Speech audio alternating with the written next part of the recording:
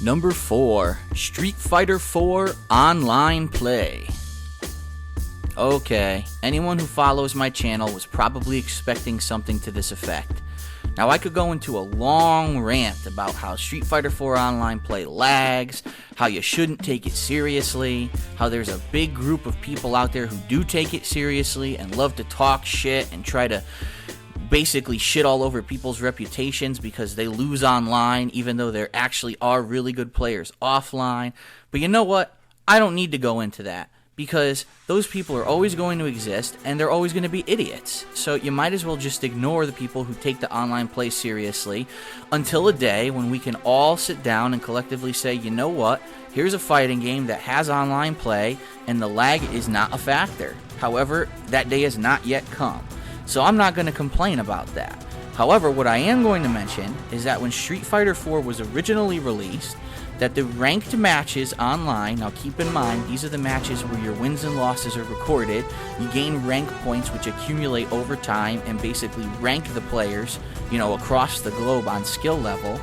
You were actually able to create ranked matches with shorter time limits than the tournament standard, which is 99 seconds, with less or more rounds than the tournament standard, which is best 2 out of 3, and basically you could just fuck with all the settings.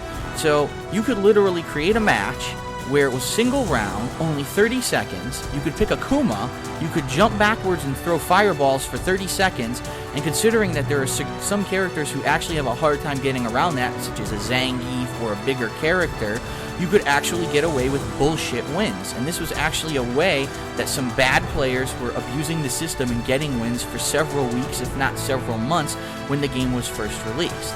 The most infamous of these matches is a match that I had against a Ken player who set the game to 30 seconds, literally just mashed on Dragon Punch every time he got near your body, and then would try to run away for the rest of the match.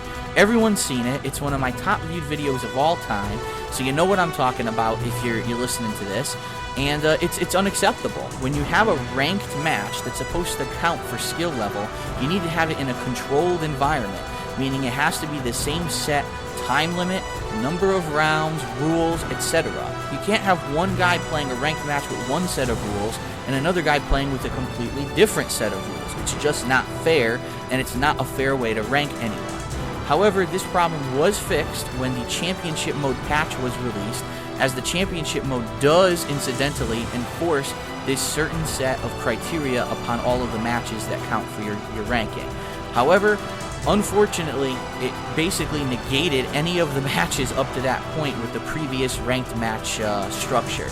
So Capcom, kudos on fixing your mistake. I mean, it's great that you had a championship mode release that made it more legitimate for ranked play. However, the fact that you basically had to erase all the previous ranked match rankings and make them useless because you screwed up in your initial release is not a very good thing to put out there.